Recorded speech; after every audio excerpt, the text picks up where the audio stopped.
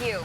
Hey, this week, many students across the metro went back to class by staying home because that's where they go to school. Well, data from the Census Bureau shows there was a major jump in homeschooling during the COVID-19 pandemic. News 9's Jordan Daphnis is live to explain and take a look at the new trend. Jordan? Storm, that number is actually a 12% jump that the US Census Bureau saw in homeschooled students during the pandemic. Now, the parents I spoke to, they lead a co-op where kids can both learn and interact with other students in a group setting. Remember, we discussed you reading chapter 2. Sarah Cisco first chose homeschooling because of her family's busy schedule.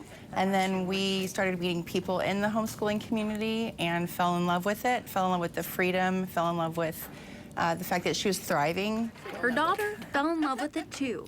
There's not as much hassle and it's just different. It's really cool. Teaching at home does come with challenges. There's definitely a few years where you're learning a lot about yourself and you're learning a lot about kids. Some worry that children that are homeschooled don't get a lot of social interaction. I don't think these kids are socialized. They think that we're at home and we're not leaving and we're all over the place and we're socializing with every age group, every race, all over Oklahoma.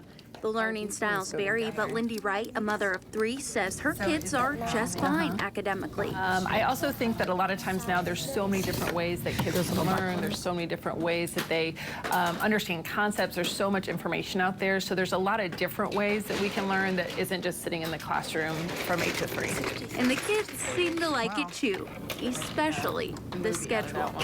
I really like how you get to see your friends a lot, and I really like the schedule, how you can rearrange the schedule a lot.